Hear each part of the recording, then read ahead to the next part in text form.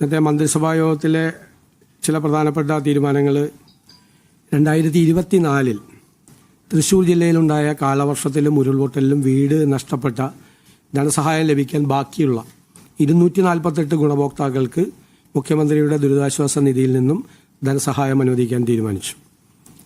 പിന്നെ police complaint authority ചെയർപേഴ്സണായിട്ട് retired justice CN Ramachandran അവരെ നിയമിച്ചു.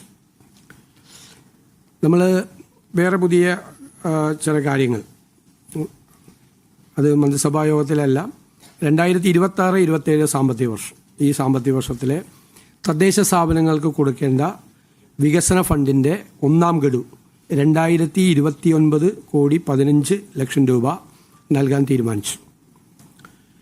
കഴിഞ്ഞ സർക്കാർ മൂന്നാം ഗഡു നൽകിയിരുന്നില്ല. ഈ സാഹചര്യത്തിൽ കഴിഞ്ഞ വർഷത്തെ സ്പിൽ ഓവർ പദ്ധതികൾക്കായുള്ള തുക മുനിസിപ്പാലിറ്റികൾക്ക് 136 കോടിയും കോർപ്പറേഷനുകൾക്ക് 188 കോടിയും അധികമായി നൽകും.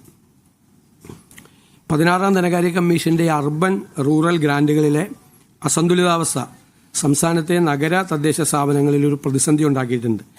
ഇത് പരിഹരിക്കാൻ വേണ്ടി കൂടിയിട്ടാണ് മുനിസിപ്പാലിറ്റികൾക്കും കോർപ്പറേഷനുകൾക്കുമായിട്ട് 312 കോടി രൂപ അധികമായിട്ട് നൽകുന്നത്. അതുപോലെ പാചക തൊഴിലാളികളുടെ വേതനം 44 കോടി അനുവദിച്ചു. ഇപ്പോൾ വർദ്ധിപ്പിച്ച ഇതടക്കം 2 ദിവസത്തിനുള്ളിൽ അവരുടെ അക്കൗണ്ടിൽ എത്താൻ വേണ്ടിയിട്ടുള്ള തീരുമാനം നമ്മൾ എടുത്തിട്ടുണ്ട്.